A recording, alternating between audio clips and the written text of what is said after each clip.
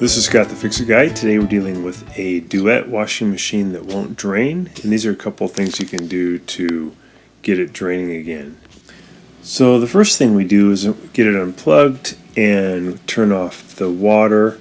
We're going to pull it away from the wall by about 2 feet, and then we're going to lean it back against the wall to 45 degrees just to make it easier to get to the components.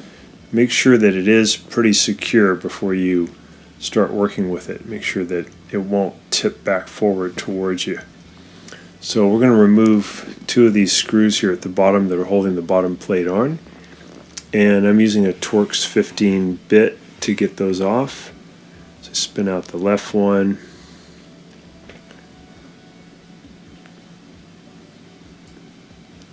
got out the right one, and we're going to use a standard head screwdriver to help just kind of pry it loose.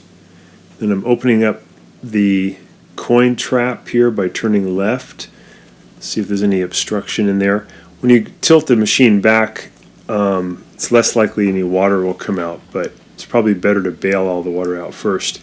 So nothing in the coin trap. Now I'm reaching inside to the right. There's a little hole there where the impeller sits, and I'm just turning it with my finger to make sure that it can turn.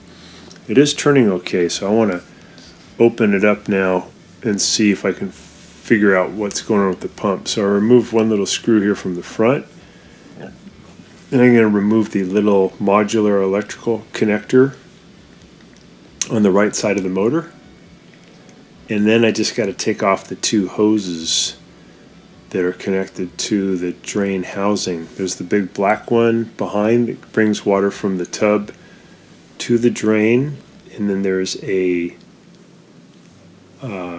tube on the right hand side that's bringing water out away from the washer. So I used my pliers to get the spring clip off the back hose and pulled the back black hose off. Now I use my hose clamp pliers to get to, you can use regular pliers too, to get to the spring clamp on the drain hose, which is again more to the right. Got that off, and now I can pull the whole drain housing and drain motor out. I'm just going to slide them out underneath the wires.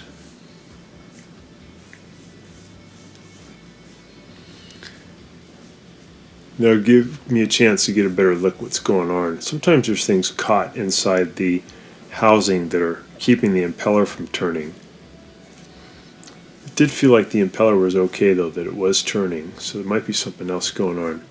So I'm using a Phillips head screwdriver to remove 3 Phillips head screws that attach the motor to the pump housing. So zip those out. So we got the screws out, and now we can just pull and separate the motor from the pump housing. And then I'm just going to feel, I don't see any obstruction, but I'm going to feel if the impeller can turn easily.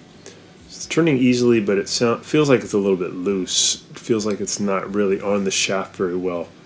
So I'm pulling it out a little bit, and then I'm going to push it back in, and then it feels like it's on there tighter. So I'll put it back together and give it a test, but it may need a new pump.